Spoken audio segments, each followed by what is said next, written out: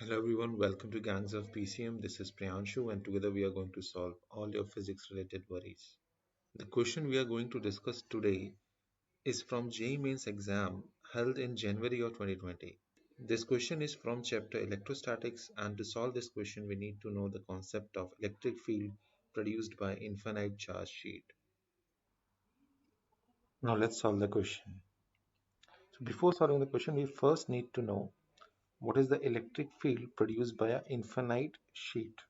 So if we have an infinite sheet whose surface charge density is given to us, it is uniformly charged, and the surface density of this charge is, or this sheet is plus sigma. Then the electric field produced by this charge sheet, infinitely charged sheet, would be uniform in nature. That means the strength of the electric field does not diminish, and the strength is given by E is equals to sigma by 2 epsilon naught n cap.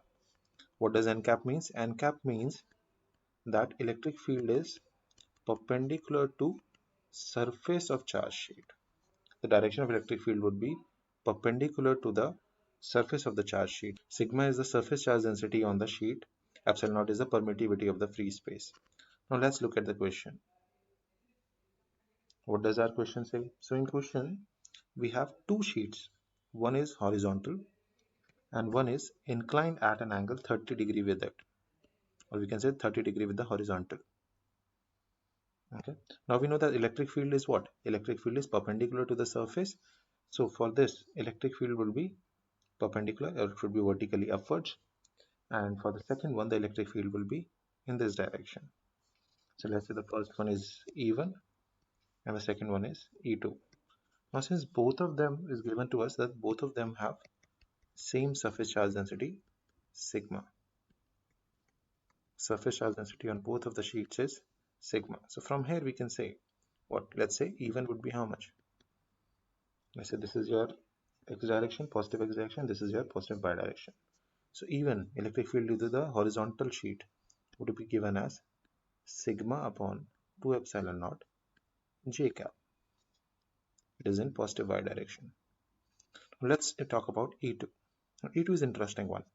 So let's first draw our axes. So let's say this is your y-axis, your x-axis, and your electric field is at an angle. So this is your direction of E2. This is the direction of E2. Okay. So now if this is your incline,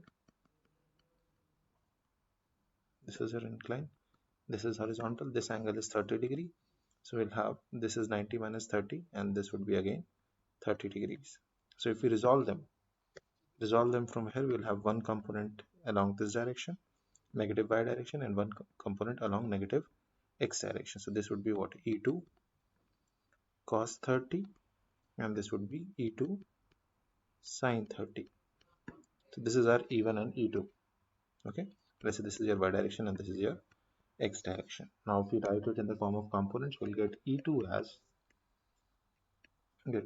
minus E2 sin 30 I cap minus E2 cos 30 j cap.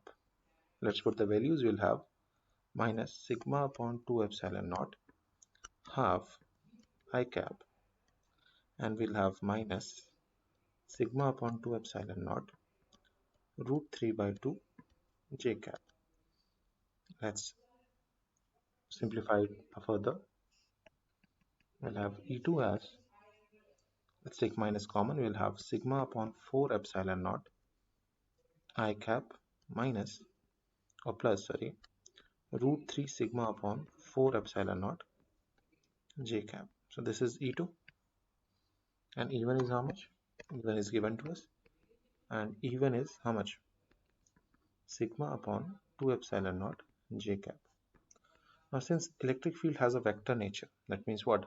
Electric field due to multiple charges, so that is net electric field, is equal to the vector sum of electric field produced by all the charges or system of charges. Now since electric field is uniform, that means at all the points electric field due to E1 and E2 would be same, the value would be same. So if we write electric field or net electric field, we will just add these two values of E1 and E2. So from here we will have sigma upon 2 epsilon naught j cap minus sigma upon 4 epsilon naught I cap minus root 3 sigma upon 4 epsilon naught j cap. So you can see from here we can take sigma upon 2 epsilon naught as common. From here, what do we get? From j cap, we have j cap over here and we have j cap over here. So we'll have 1 minus root 3 by 2 j cap minus, see from here we'll take sigma upon 2 epsilon naught, from I we'll take sigma upon 2 epsilon naught, so we'll have what? Half I cap, half I cap. Now since j cap is along y-axis and I cap is along x-axis, we can write it as E naught is equals to sigma upon 2 epsilon naught 1 minus root 3 by 2 y cap minus half x cap. So this would give you your answer. Now let's look at the options. If you look at the options, we can clearly see that option D is the correct answer. So D is the correct answer. Okay, so we have solved this question. Congratulations. And I hope that everyone was able to learn something from this video. And if you find value to these lectures, please keep coming back. And I hope you enjoy physics and you enjoy Gangs of PCMT. Okay, thank you. Bye bye.